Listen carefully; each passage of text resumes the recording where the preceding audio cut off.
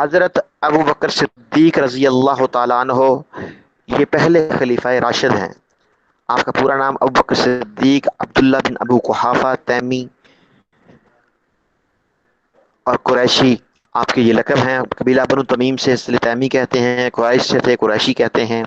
573 عیسوی میں آپ کی پیدائش ہوئی اور 634 عیسوی میں 22 اگست کو آپ کا انتقال ہوا۔ خلیفہ راشد ہیں۔ عشرہ مبشرہ میں یہ وہ 10 لوگ جن کو پیارے نبی صلی اللہ علیہ وسلم نے دنیا میں جنت کی بشارت سنائی، ان میں آپ کا شمار ہوتا ہے۔ پیغمبر اسلام کے وزیر ہیں، صحابی ہیں، پیارے نبی کے سسر تھے، حضرت عائشہ صدیقہ کے والد تھے جو پیارے نبی کی زوجہ تھی۔ ہجرت مدینہ کے وقت آپ صلی اللہ علیہ وسلم کے رفیق سفر تھے، پیارے نبی ان کو ساتھ لے کر آئے ہیں گئے تھے، اور غار ثور کے اندر آپ کے ساتھ قیام فرمایا تھا 3 راتیں 3 دن۔ اہل سنت والجماعت کے جہاں حضرت بکر صدیق انبیاء اور رسولوں کے بعد انسانوں میں سب سے بہتر، صحابہ میں ایمان اور زہد کے لحاظ سے سب سے برتر، ام المومنین حضرت عائشہ صدیقہ کے بعد پیغمبر اسلام کے محبوب تر تھے۔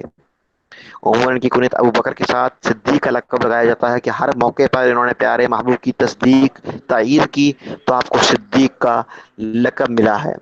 ابو بکر صدیق عام الفیل کے 2 برس 6 ماہ بعد 573 عیسوی مکہ میں پیدا ہوئے۔ دور جاہلیت میں ان کا شمار قریش کے متمول مالدار افراد میں ہوتا تھا۔ جب پیغمبر اسلام نے ان کے سامنے اسلام پیش کیا تو آزاد بالغ مردوں میں سب سے پہلے کلمہ پڑھنے والے، ایمان لانے والے حضرت بکر صدیق تھے۔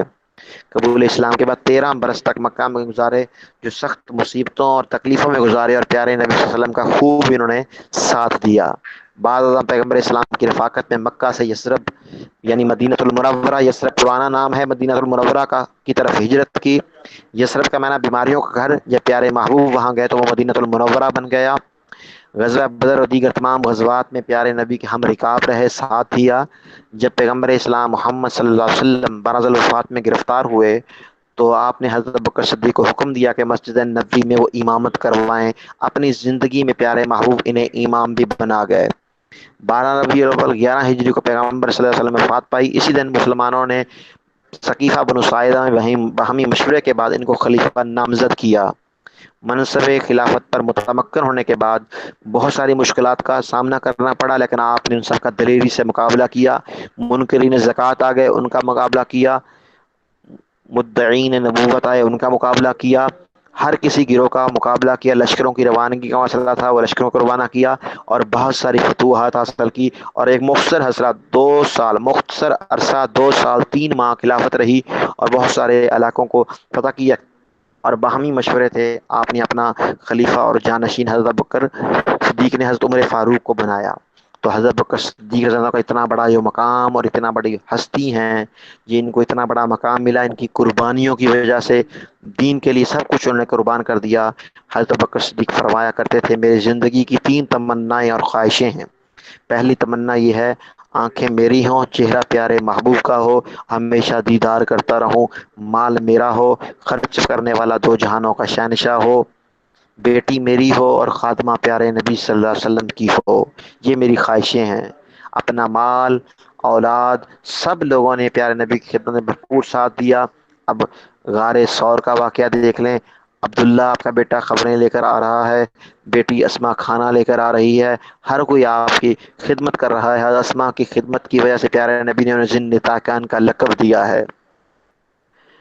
اور اسی طرح ہر موقع پر تکالیف کو برداشت کیا۔ شروع اسلام میں جب پیارے نبی مسجد حرم میں نماز پڑھ رہے تھے، کفار نے حملہ کیا، حضرت بکر صدیق اوپر آ کر جھک گئے، سارے تھپڑ، سارے مکے، ساری تکلیفوں کو خود برداشت کیا، پیارے نبی کو محفوظ رکھا، زخموں کی کتاب نہ لا کر بے ہوش ہو گئے، اور جب ہوش آتا ہے تو زبان سے یہی لفظ نکلتا ہے میرے محبوب کا کیا حال ہے۔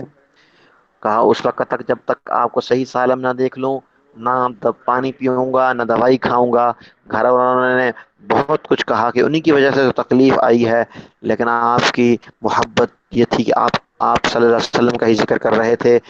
وہ گھر والوں کو ترس آیا، پیارے نبی صلی اللہ علیہ وسلم کے پاس لے گئے۔ جب پیارے نبی مجلس میں جلوہ افروز تھے، ابو بکر صدیق کو دیکھا، زخموں سے لڑکھڑاتا ہوا آ رہا ہے، پیارے محبوب کھڑے ہوئے، حضرت بکر صدیق کو گلے لگایا، لیکن حضرت بکر صدیق کو سکون مل چکا تھا کیونکہ ان کی محبت کا کعبہ صحیح سلامت تھا۔ یہ وہ ہستی ہے کہ پیارے محبوب نے فرمایا میں نے ہر کسی کے احسانات کا بدلہ دے دیا، ابو بکر کے احسانات کا بدلہ خود رب دے گا۔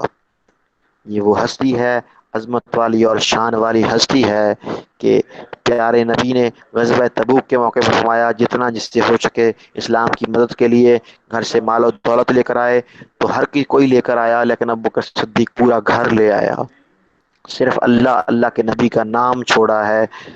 پیارے نبی صحابہ سے پوچھ رہے تھے کیا لے کر آئے ہو؟ جب حضرت بکر صدیق کی باری آئی تو پیارے محبوب نے فرمایا ابو بکر گھر چھوڑ کر کے آئے ہو؟ عرض کیا اللہ اللہ کے نبی کا نام چھوڑ کر آیا ہوں، اس کے علاوہ اگر کوئی دیوار میں سوئی تک بھی تھی وہ بھی لے آیا ہوں۔ یہ تھی ان کی محبت۔ اور گھر ٹاٹ کا کپڑا جو دروازے پر لٹکا ہوا تھا اس کو اتار کر لباس بنایا، بٹنوں کی جگہ کانٹے لگائے۔ ذرا تصور کیجئے آج ہمارے لباس میں اگر ایک پیوند لگ جائے ہمیں عیب محسوس ہوتا ہے۔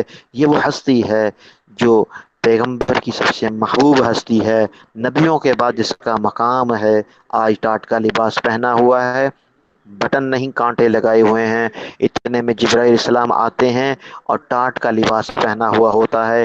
پیارے محبوب فرماتے ہیں جبرائیل آج یہ لباس کیا اس میں راز ہے؟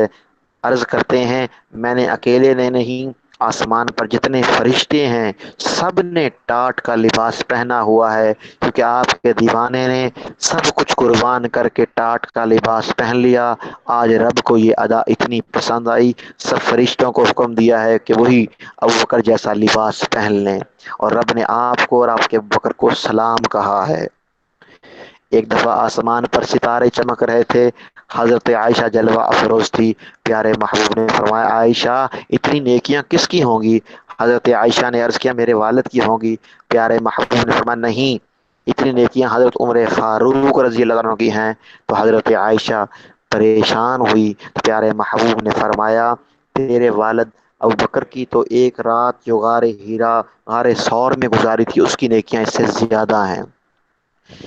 اور یعنی قربانیاں دین مانگتا ہے، ہر موقع پر پیارے نبی کے ساتھ قربانی دی ہے، پیارے نبی کے ساتھ رہے ہیں، اگر دکھ درد میں پیارے نبی کے ساتھ رہے ہیں، پیارے نبی کی تصدیق کی ہے، اتنی تکالیف کو برداشت کیا تو ابوبکر صدیق کو اعلیٰ مقام ملا ہے۔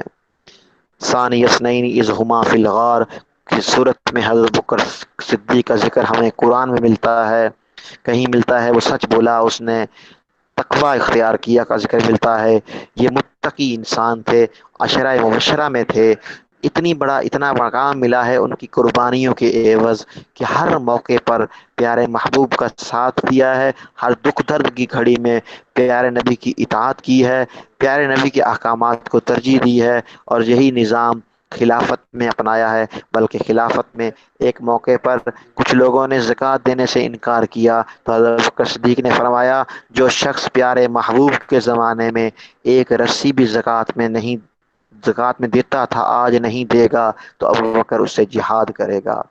تو یعنی اعلیٰ مقام پانے کے لیے قربانیاں بھی اعلیٰ درکار ہوتی ہیں، جو حضرت بکر صدیق رضی اللہ تعالیٰ عنہ نے